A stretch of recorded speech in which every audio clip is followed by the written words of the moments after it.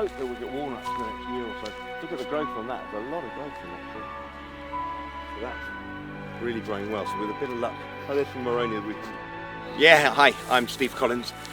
I'm together with my wife and 3 children, Claire, Sean, Cara and Connor. We're farming a 140-acre farm here in West Cork. It's an organic farm, and we use sort of more what they call regenerative farming methods to try and build up the soil and build up the life and ecology of the farm. So I moved here. I worked for 35 years working in war and famine, treating mass starvation. And I found it very difficult, the transition between being in a famine, mixing with people who just lost all their children through starvation, and then going back to towns and mixing with people who were complaining that their new car had a scratch or had dealing with what were far more trivial problems. And I found it very difficult to mix between the two. You know, if you have a new car, if I had a new car and it was scratched, I also would be upset. But you can't mix between that and mixing with someone who's just lost all their family. So I wanted to find someone as far away from other people as possible. So I moved here in the remote hills in West Cork, and we're like half an hour's walk from the nearest farm, so I could avoid that conflict.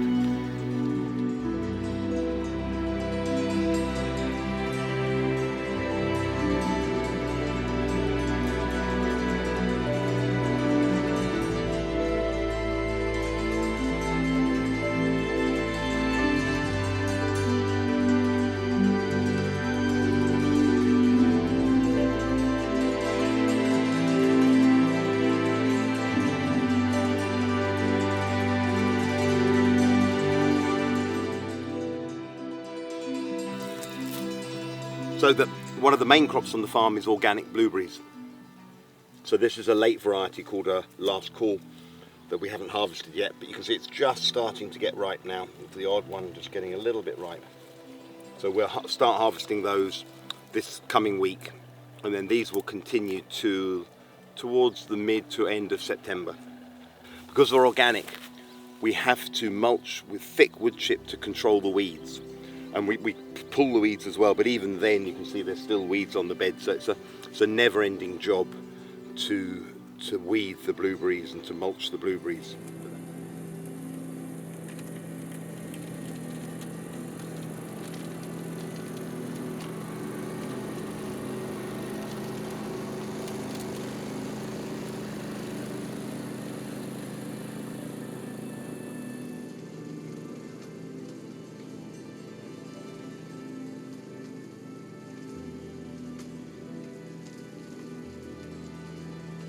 This is rough wood chip. We get this imported into the pile, into the farm. It's cuttings and chipped from there. This is actually from around Macroom, where they're making a new bypass. It was the hardwood they were having to clear. And so it's rough, but we use that for mulching the blueberries, but also we use it for a feeding pad for the cattle to create manure. So I can show you, we hot compost it, and in a year we can turn this into compost.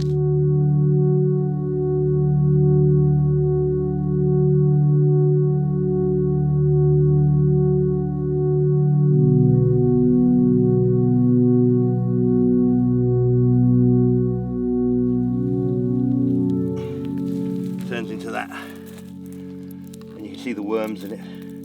Yeah, it's completely different.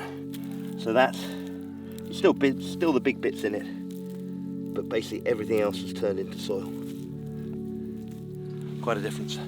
So that's the urine and the feces from the cows mixed with the wood chip, and they create the right ratio between nitrogen and carbon for it to rot properly. And what you do, you turn it maybe 3 or 4 times in the first month to aerate it frequently, and then it heats up and it gets to nearly 60 degrees temperature, so it kills all the weed seeds and becomes sterile, and then breaks down incredibly fast.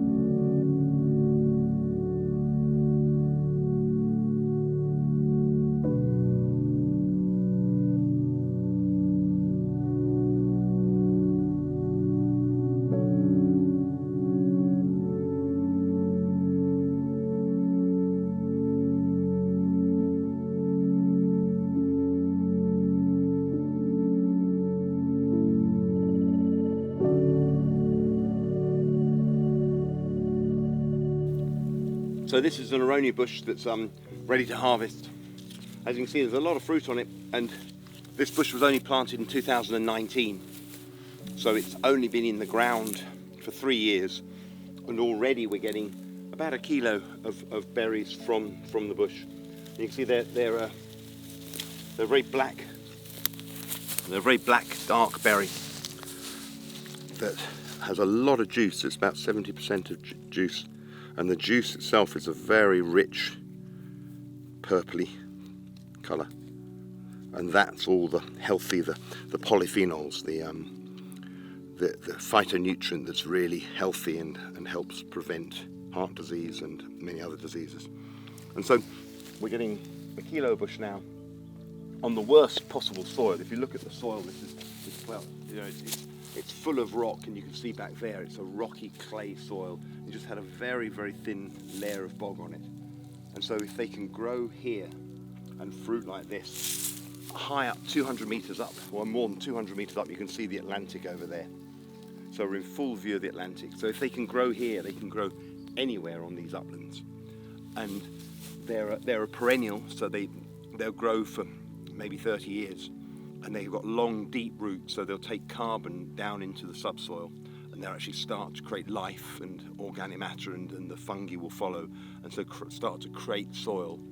And they provide a great habitat when you're walking through. Even now you'll see lots of frogs, and they're great for birds, and then they will stop erosion, so that they've got multiple benefits. And then they produce this very high value crop out of land that's otherwise almost worthless.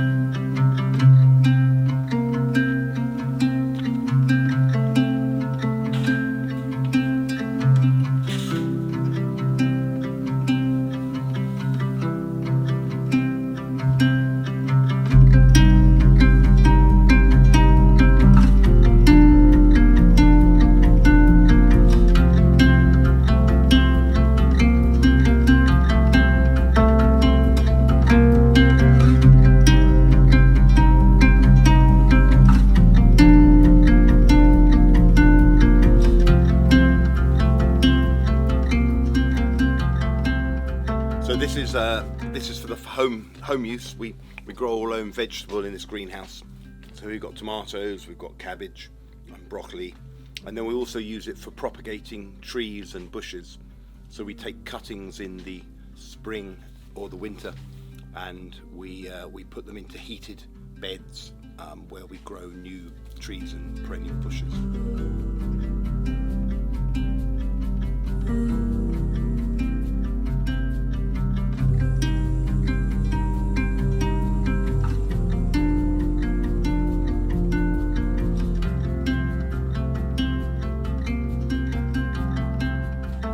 And then outside here we have a tree nursery. So the cuttings that we propagate in the greenhouse, when they're a year old, we will put them into pots and we will grow them on for several years outside in the tree nursery before either selling them or planting them up on the mountain as windbreaks and natural habitat.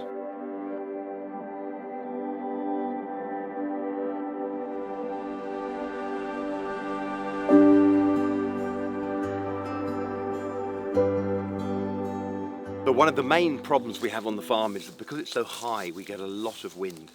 And so everywhere where we have fields, we're planting hedgerows. And you can see this one, there's wild roses. I mean, there's a lot of briars in there as well. But back beyond there, there's holly. And then if you look around behind you, there's a very diverse hedgerow. So we've got birch, we've got mountain ash, we've got a tree, a very fast growing hardwood tree called Paulownia, which is a very, very quick growing tree, and I think probably has got a potential as a timber tree in Ireland. And then we've got fuchsia, these beautiful flowers in there. We've got some heedy, so a massive different variety of plants, many flowers, and then they support, the flowers support the bees, and you can see down below there.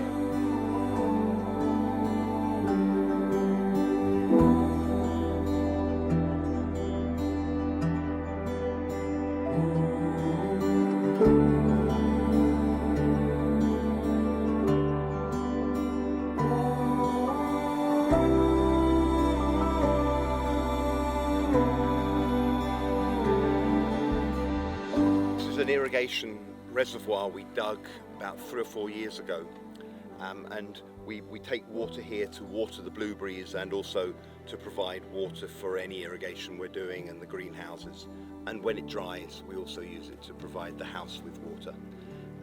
We're finding increasingly we're getting periods in the spring or summer where we don't get rainfall, and so we're using, you can see now the water levels dropped about a metre, which is equivalent to about 1 million litres of water we've used in the house and for irrigation since the last major rainfall. But this irrigation lake, it feeds off about 20 hectares of mountain, and so one heavy storm will fill it. But usually that water would just be washed off down the mountain and go in and take silt with it and pollute the Comola River. But with having lots of lakes and catchment areas, we can slow the runoff and we can store water for when we need it rather than...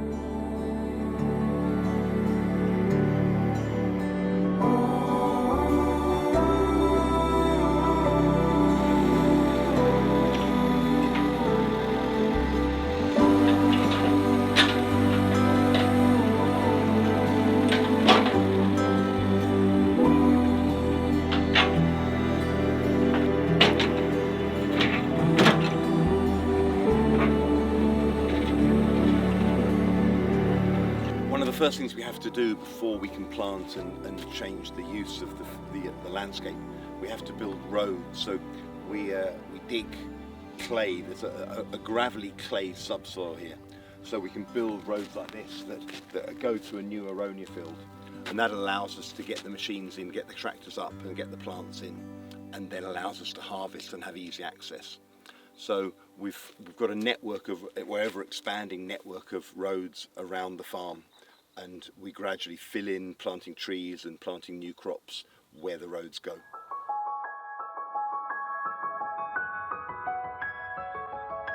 We look forward to welcoming you to the Hidden Haven at Derry Duff, an opportunity to experience life on our beautiful organic farm, while staying in a truly special, stylish and calming place.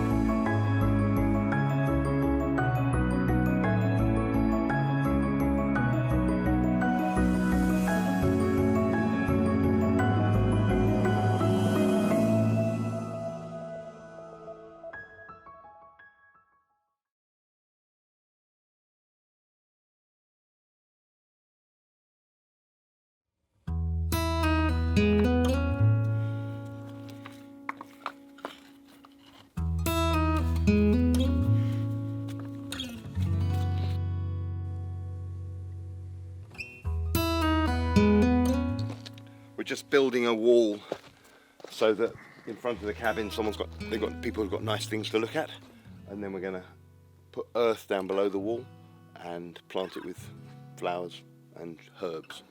And so then it will allow as well, we're aware that we need a large place to reverse so the cars can turn easily, so I'm just making it a little bit bigger with a wall to keep it up.